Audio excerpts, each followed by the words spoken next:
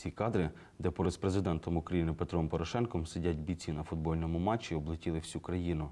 Ми вирішили дізнатись ім'я та історію одного з бійців, який приїхав на матч в інвалідному візку.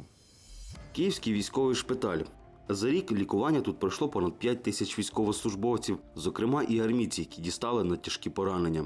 Серед них боєць Житомирської 95-ї окремої аеромобільної бригади Денис. Ще у червні минулого року десантник приречений був стати інвалідом, проте завдяки лікарям у погонах сьогодні у хлопця повноцінне життя. Перша сама операція була в Харкові. Поставили Візарова, скріпили мені ногу і вечором слідуючого дня мене вже в Київ. Зробили одну операцію в Харкові, а 28 операцій вже зробили мені в Києві. І всі під загальним наркозом.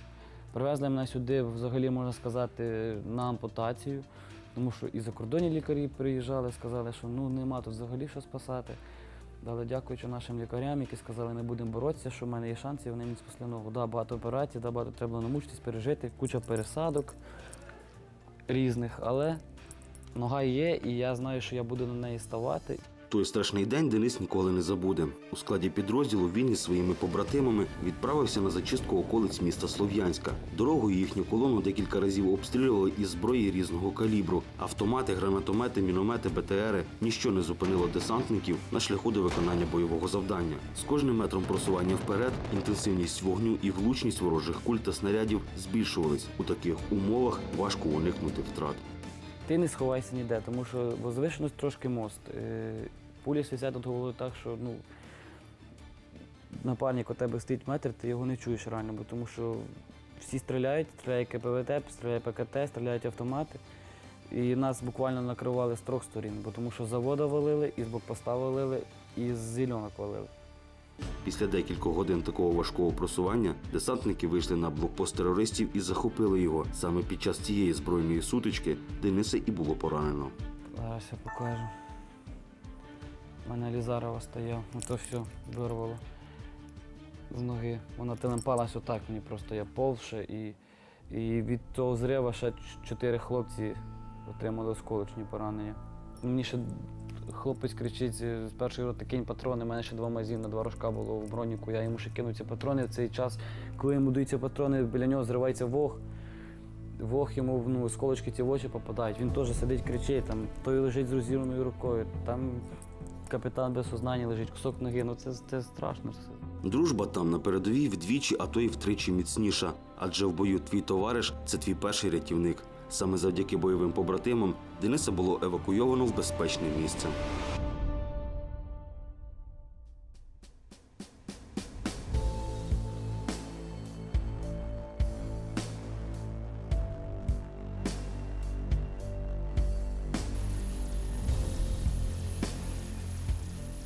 Ногу врятували, проте у хлопця лишилась серйозна психологічна травма. Але цю проблему у Київському військовому шпиталі намагаються вирішувати. Чи не щодня поранених бійців провідують друзі, рідні та близькі. Керівництво закладу регулярно влаштовує різного роду заходи, аби підняти настрій учасникам АТО.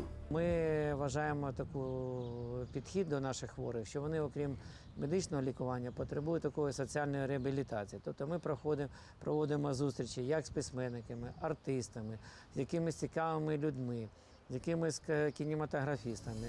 Входить у розпорядок бійців і спорт. Так, нещодавно значних успіхів досягнув найпопулярніший український футбольний клуб «Динамо». Завдяки цій команді до столиці повернувся високоякісний європейський футбол.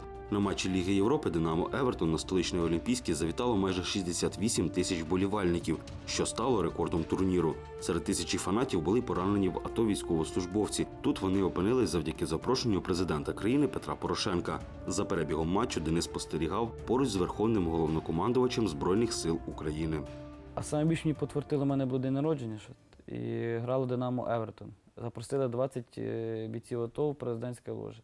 І в мене той був день народження, то мені повезло, і президент годинник подарував мені. І от матч був тоді бомбезний, то що ми 5-2 тоді виграли, тоді такі емоції були, що...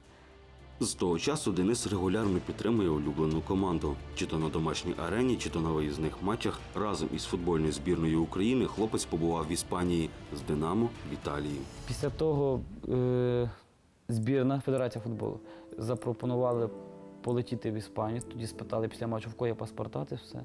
Це також було, ну, не то, що шок, це було клас. Вони навіть не вірили, що я ніде щось не був за кордоном взагалі. І тут такий шанс поїхати. Взяли у нас паспорта, зробили на мультивізі на 2 роки. Та, ну, клас, реально супер. А це от в Італії теж на 2 дні. Ну, нормально, скучати не дають.